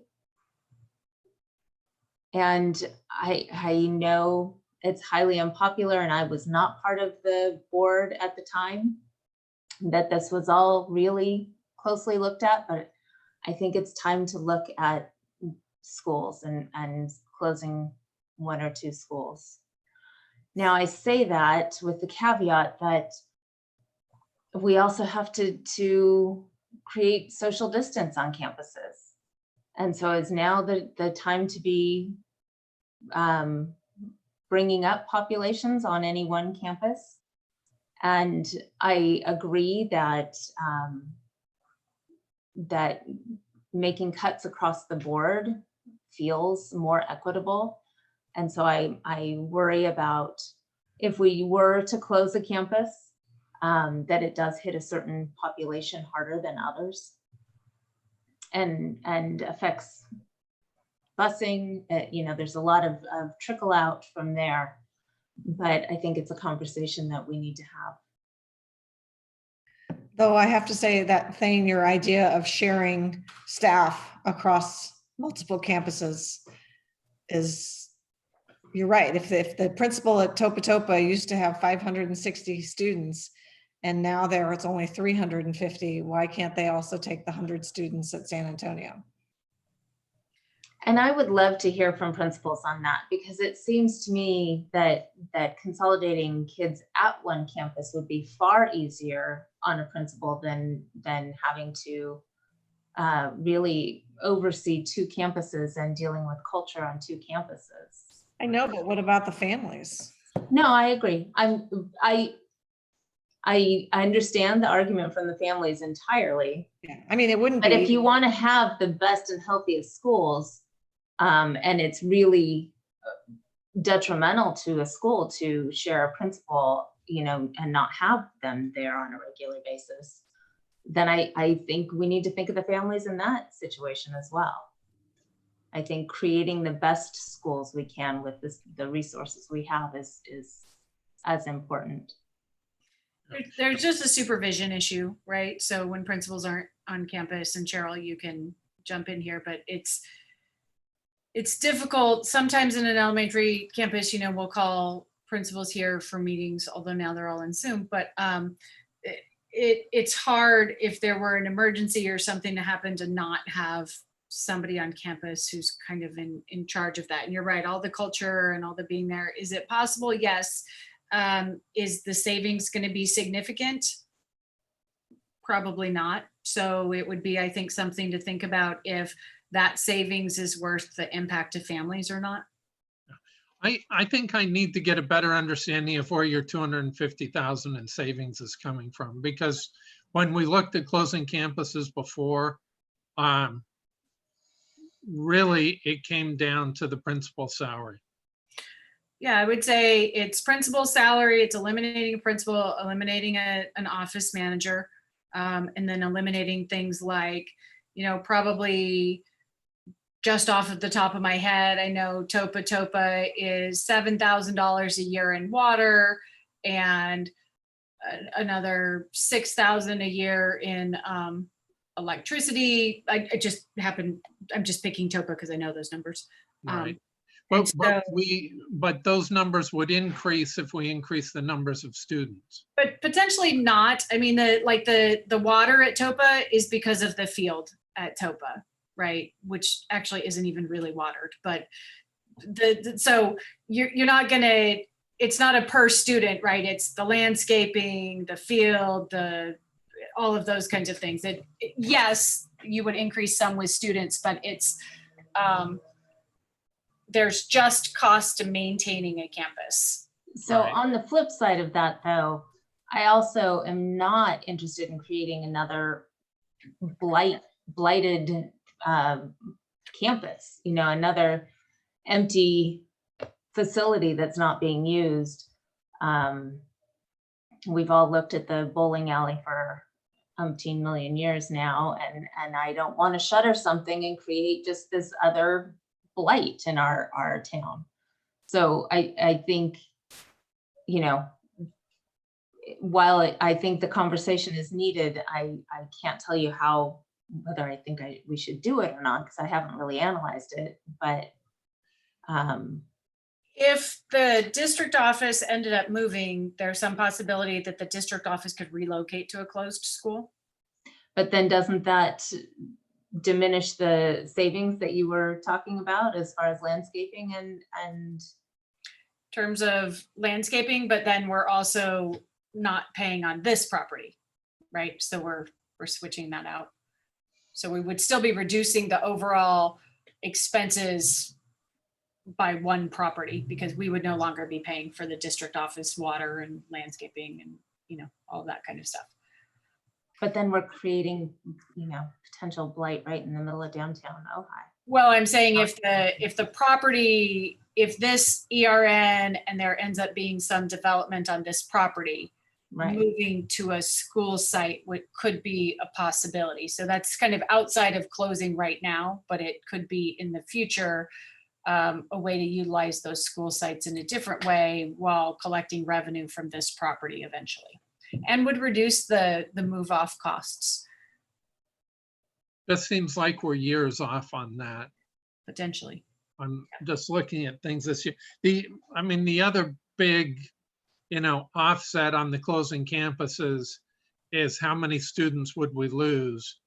And it doesn't take that many students to negate all of our savings. Right. Absolutely. I would like to mention, you know, probably on the November ballot is going to be a vote about Prop 13, changing that. And it's so important. And I know people are going to get caught up in thinking it means their property tax, but it doesn't. It's going to be about commercial property. And if you're listening out there, pay attention. It's going to help our school district immensely. Thank you, Jane. I'm glad you brought that up. You're absolutely right. Yeah, at least read it before you vote. Like this last time around, I think there were a lot of people who didn't even read it. Yeah.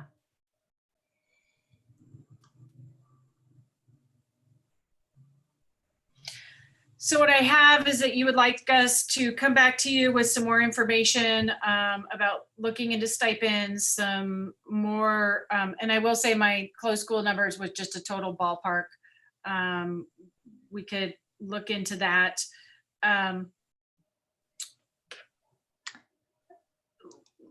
Looking at staffing again to see if there are cuts.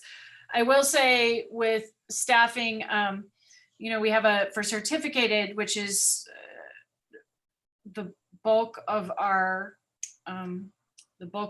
staffing, right? So, and frankly, where you get more funds available for a cut. But if we're looking here, our certificated are at 40%. We had to do our layoffs by March 15th. There is due to the kind of budget crisis, there's now an August 15th deadline, I believe. And so we could look at another round of certificated layoffs. We would be doing that right after June 15th, when the state budget is passed, and then it essentially becomes a similar, like normally we get the January budget and then we go through the layoff process by March 15th. In this case, we would get the June 15th budget from the state, and then we would go through a same process to lay off by August 15th. So we could do another round of summer layoffs. They're very rare, but I think that that's something that most districts are looking at. It's just a matter of, if you do certificated layoffs, at this point, you're necessarily raising class sizes, right? Because we have staff to ratio now. And so if you're not, unless you're cutting specific programs, and even if you're cutting specific programs, you're still then raising class sizes elsewhere because those kids are on campus. So, if you cut, I'm just gonna say auto, for example, 2 sections of auto, those kids who were in auto, that would be 60 kids, though they have to go somewhere. And we've already staffed a ratio at the high school, so where are they gonna go? I think that's always been true, but in today's environment, we don't even know how many kids we're gonna have. Right, and when those kids will be there, right? It's very I mean, this is a different year than yes ever. Yeah. It's very difficult to predict all of those things. I'm hoping that after Friday, we'll have a little more clarity from the Bell Schedule Committee about if there may be Bell Schedule changes next year that would possibly change how that looks. There also is a specialty subcommittee, a specialty class subcommittee of PE, art, dance, music, those classes. And we're thinking of them like affinity building classes that, kids want to come to campus for. And maybe those classes are on campus meeting more regularly because they can't be done through distance learning quite in the same way.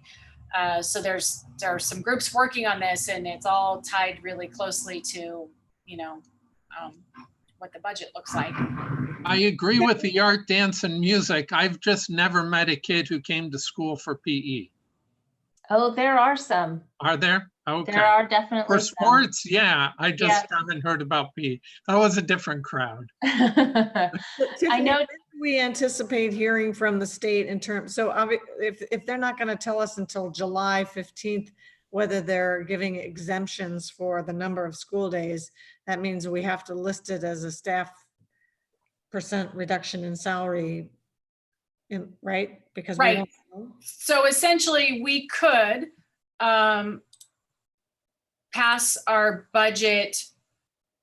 And yes, Chuck, I see your comment now. We could essentially pass our budget that has these, that has these like placeholder cuts in it.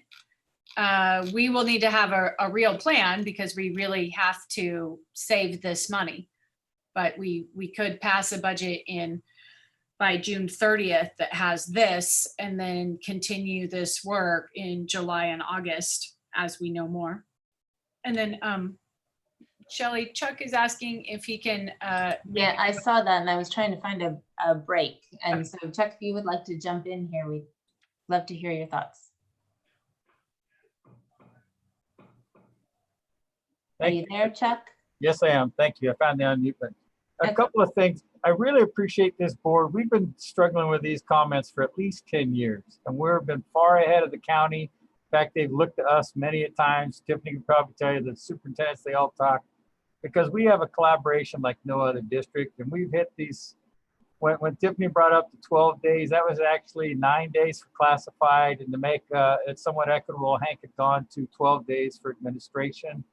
And so we've really done all kinds of things. And when Thane brought up the idea about the selling of a school, that was one thing we all agreed over the years, is that you've only solved the problem for a year or two. And so leasing made the better sense. And when Kevin's talking out of if you're leasing for 100 years, what I'm coming to is concepts, in that we're trying to serve these kids, and that's the basic concept of what we're doing. And the best way we can do that, you guys have always struggled with making these resources stretch as far as they can. When I look at CalPERS and that number that's on there, I don't know how many of you have been watching the Newhall Ranch project, but that's our CalPERS retirement money, and they've been in litigation for over 20 years. It just got solved in 2017, and they still haven't built a house. And they were supposed to build 5,000 of them. So the real estate option to me is just a big old quagmire of mud. And I appreciate your lease idea because you're looking at the community and the return and an ongoing budget. One of the things in concepts is that you guys did the brave move of rebuilding the kitchen at Matilaha from 190,000 to 2.8 million. And what I'm looking forward to is smelling cinnamon rolls again, like we used to in the old days when we made food from raw, which allowed us to make a better product, a better buy-in. And I'm actually looking at that kitchen as saving us money because we're going to have a bigger buy-in, as opposed to doing like so many districts down in the valley who had 98% participation of free reduced lunch, and then they get these budget squeezes and they're stuck. We've never been there, 51%, that kind of thing. So we've done the tough work, and I actually see because we're going with concepts that if we keep going that way, I see that we're going to win on this. Even though it's difficult, you have been doing all along, and I just want to encourage you. I agree, don't sell anything. My thought with TOPA is to build a brand new school on the playground and lease the old school to the parks department. They're right down the street, and they need to expand for the last 20 years. You know, that's Measure J or Measure K kind of money, but see, then we're building as opposed to blighting, like Shelley was talking about. And these are the concepts that our forefathers, when they put this school downtown, it was for a reason. And gosh, I have been blessed to be able to make a left-hand turn for the last 2 months anywhere in Ohio. So, and as a motorcycle rider, that's important. But, you know, I think we've all shared in that little gift. But so I just want to encourage you on concepts and not so much that bottom line dollar amount, because on those stipends, that was a huge conversation in our budget committee. I take the shop teacher over there, and there's so many kids that are exploring at this age. And when that coach and that teacher is also a coach and does other things, receiving all these different stipends, as far as I know, he's the lowest paid teacher on the books. But by the stipends and all the extra things he does to save those kids and keep them enrolled in school, we get the benefit of attracting students. And so I understand that argument. It's dollars and cents, but we're also talking about concepts of attracting kids. With those buses, I watched this with food services. When we first started out, a lot of people didn't go to Matilaha to pick up meals because the families are adapting as well. And so the younger kids went with the older kids to the high school, or the older one went with the younger kids to the elementary school, but the middle school was somewhat missed. And it's also working that way with buses. Cindy actually has full buses because of the older kids and the younger kids, and the family's trying to adapt through all of this. So, you know, and you mentioned about the buses with sports. The whole idea, Renee was talking, they've spent at least $20,000 on athletics and buses, and we were supposed to save money there, but you have to find the driver. And if we're going to do staggered start times, the buses might be just the ticket. They might start those kids every 15 minutes, half an hour, just make the loop every hour through all the schools as an option. But if you don't have a bus, you don't have the concept. Or a van, I guess you can do it with vans as well. But you guys have always thought bigger than the box, and I appreciate that. I just want to encourage you because it all looks rough. When I looked at the University of California, the administration took a 10% cut and the employees got a raise of 3%. It's like, how did they do that? But that's what they just settled on. So They have a lot more administration. yeah, there you go. Yeah, we are on a skeleton crew. That's why I agreed with the staffing thing being so low. It's like, where do you do that? And so that's why I just wanted to encourage concepts as we go forward. Like you said with summit, and it wasn't so much the dollar amount, because we did that once at $30,000 savings on just maintaining the school. The school wrote a $30,000 check, but then the concept of education changed up there, and that's what you really looked at. And you've always looked at that for our students, is that type of education. So I don't want to see us go on a cliffhanger and go buy a bunch of technology just to find out that it's obsolete a year later. I mean, Dave Rogers has inherited so much of that since he started here. And we used to contract before he started, and boy, did we inherit a mess. So the concept of technology is great. Whether K-3 technology absorbs that or not, I think they're still with basics. I know I've talked with the one teacher who's been with us 44 years, and she uses it a little bit for reading, but she limits that screen time for the younger ones. But I just, we've been through the thing with Apple and Microsoft where we jump in and we get all these assets, and then to find out there's a licensing agreement or there's obsolete equipment a year later. So I've watched what the county's doing.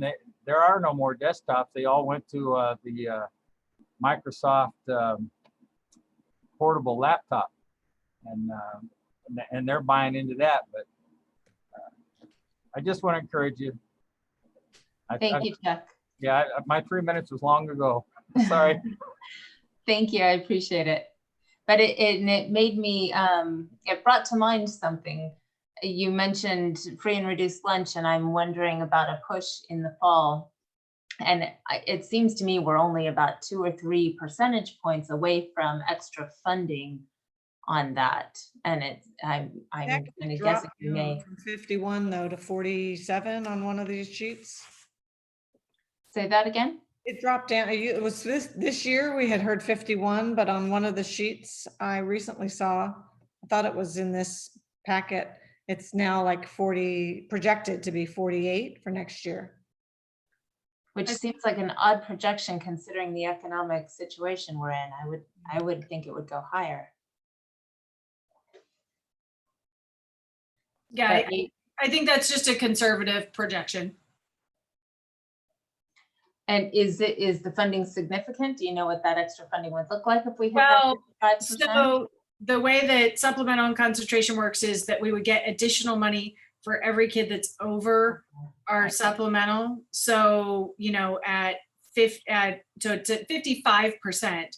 So at 56%, we would get money for like that extra 1% of kids, but not for all of the previous 55 kids. So yes, there's additional money. It's not a windfall until and windfall is the wrong word, but it's not significant until you're up in the 60, 70, 80% range. So going from 55 to 56 is a little bit, but not a ton. Not gonna help us a whole lot. But definitely, we had already talked about in March, having a free and reduced lunch campaign will be part of our work. It'll be interesting if we don't have kids on campus. They can still qualify, but trying to get parents who aren't, who are maybe in an independent or online program to fill out the free and reduced lunch form when their kids aren't there at lunchtime may be counterintuitive, but we'll see how that goes.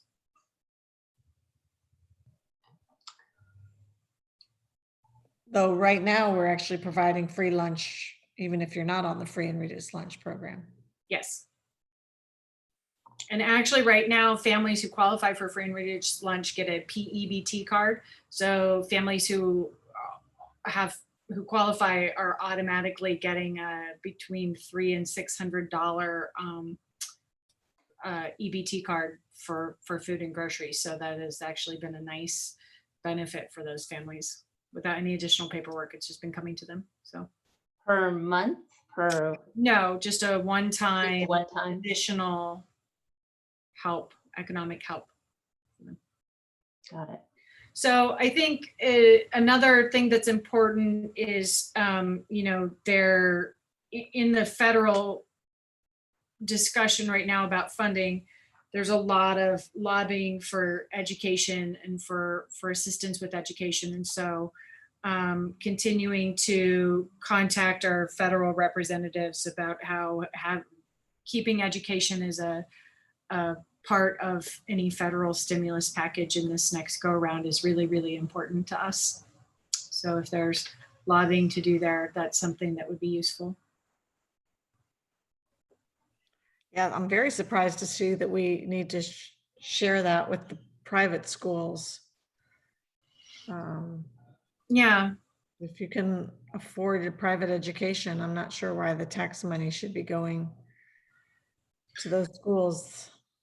so something that you see even in our budget where we have, I'm gonna just show you really quickly. So in this, some of our dues and membership and some of our professional consulting actually is shared with our private schools. So we share our Title II money. And so every time we get Title II money, then our private schools can consult with us, and then we give them some portion of services. And so that might look like paying for professional development for them or paying for some other things. So some of those costs in there aren't actually ours. They're a percentage of Title II funds that go to our private schools. Not a lot, but some. So we currently do it. The thing that's interesting about this particular round of CARES Act funds is that it came to us based on our Title I allocation and our number of Title I kids. And then right now the federal guidance is that we share it with private schools based on their total number of students. So we weren't funded based on our total number of students, but we would share in a different way than we were funded. So. Did you see it? Yeah, And- he has a question. Does the 8.2 for FTE in the budget include this current? Yes, it does include the current retirees. So right now, the budget numbers that you have in front of you should include every single staffing change that we've talked about or discussed and put into the escape system. So there would only be an additional 2.24 that would actually be laid off? Is that what you're No, yeah. meaning that we've already cut those and We still need another. those are already included. Yeah. So this may look a little different as we have more time with the numbers. As I mentioned, we've been working, literally Taiwo has been working day and night to try and get these numbers. And so we had a question about what was included, what was not included. As we just have more time and keep working on this, we may find, some savings in our current year expenditures. We're rerunning. I know Cheryl was just working yesterday on the staffing and going in Barbie, looking at our staffing. And so really making sure that these numbers are solid. These numbers are, I think, our worst case scenario. It could get better, but I don't know for sure until we have just a little bit more time. I also think there could be additional retirements in the district that could happen. As these numbers look a little daunting, there may be people that say, if I'm going to take a pay cut and I'm going to have to do distance learning, maybe this was a good last year for me. I'm not sure. So that could change our outlook next year as well. There was a question from the budget committee about if we would have some kind of golden handshake to encourage our folks to retire. And I would say no, for a couple of reasons. One, we can't with OFT. We already did that, and we have another year before we could even consider that per our contract. And then with CSEA, there is an incentive to retire by the end of next school year so that you can get some additional benefits that you wouldn't get if you retired the year after that. So there's already kind of some incentives built. One, we did it with certificated, and two, there's a little bit of an incentive already with CSEA, and three, we don't have any money to do that. There's nowhere that golden handshake money would come from. So it sounds like we should also reach out to our state representatives about needing some flexibility in realms of the building fund and our reserves, and let them know where our flexibility is needed, what things can help us as a district. So I would say for you, reaching out to CSBA as your kind of lobbying advocate would be a good place. I've been working with AXA, as I mentioned, on a regular basis to advocate for flexibility. And then of course, Chuck and Angie can reach out to their union reps at the state level and see. But yeah, each of us reaching out to our kind of respective agencies and groups to see if they can advocate for additional flexibility would be great. And I did reach out to CSBA about the CARES Act money and the guidance around, that we get it based on our Title I percentage, and private schools are based on their full percentage, to hopefully change how that works and get better guidance on that money. So Assemblymember Limon, who is on the budget committee, so that's very important in talking to her, everyone advocates for more money, but I was also making the point that we should advocate for additional flexibility. And so to what degree that comes from the legislature and with the governor's office versus the CDE, I think it depends on what we're talking about. But they're aware and recognize that essentially right now we have limited tools to solve our budget problems with.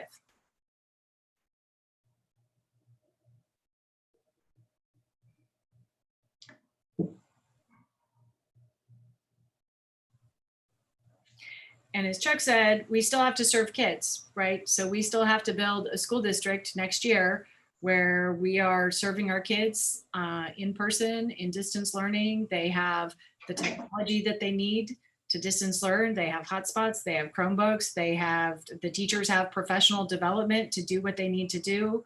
That's different than they've ever been trained on. We have some significant needs in order to ensure that our students' needs are being met and that we're serving them the best that we can. So trying to balance all of those things simultaneously is hard, but we keep what the student impact in mind. So is there further guidance that you would like from the board? Are there any board members who want to give a last thought on what you're seeing as far as the budget? Either or? I'm not hearing anything.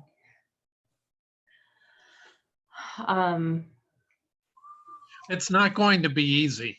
No. I mean, I think that's the bottom line here. And,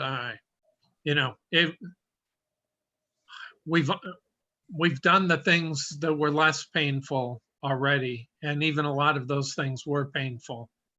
And now it's really going to hurt. And so I just think everybody needs to realize that going in, because it will. And it's not a question of do we do it or we don't do it. It's a question of how we're going to do it. And so good luck to us all. I think one thing that is, I don't know if it's heartening, but at least it's, at least we know we are in this situation with a lot of company around the state. I mean, unlike maybe the past when we were a little more of an outlier, these problems have to be shared by almost every district. Yeah. And along those lines, Kevin, it occurs to me that when you and Jane and I went and talked to Santa Barbara when we met with Tony Thurman, what I was hearing around the room from other school board members was that a lot of districts in our area have a higher reserve than we do. And so I think it may be important for us to advocate to our state reps that reserve, that we need to be able to go below the 3%. because other districts may not be fighting for that. I think we may need to speak up on that one. I think there are only a couple of districts in the county that have the minimum 3% reserve. Us and one, maybe two more. We're kind of outliers on that. And I think there are districts that had that are small and that had significant declining enrollment, and you know that it's hard to right size fast enough. Mm-hmm. Any other last thoughts from board members? Or from you, Tiffany, or any last? So my next steps are to put together, to do a little bit of work on transportation, to do a little bit of work continuing to look at our benefits. So I mentioned there may be some ways that we can utilize CISC a little bit differently. Tyro's going to continue to work on the numbers. I'd like to look at savings potentially from closing schools, just get a little bit closer in that. And then have the stipend committee. And then I anticipate that we'll need to come back to you in June with a budget that has placeholder cuts, because we won't yet know what cuts we could do. We may come back in June and already say we want to cut 4 days because we know that we can do that, and wait for additional flexibility, or we may not want to do that, but that's a possibility, is to make the cuts that we can make now. And then we'll be talking with both CSEA and OFT about negotiations. But it's hard to negotiate, for days when we don't know if that's even a possibility. Right. But it really is days or salary. Like those are, the options. Okay, well, thank you for the information. As Thane said, it's going to be tough. It's going to be very hard on our staff and on our families. And if somebody wants to come in and swoop in with a huge endowment, we are completely open to that.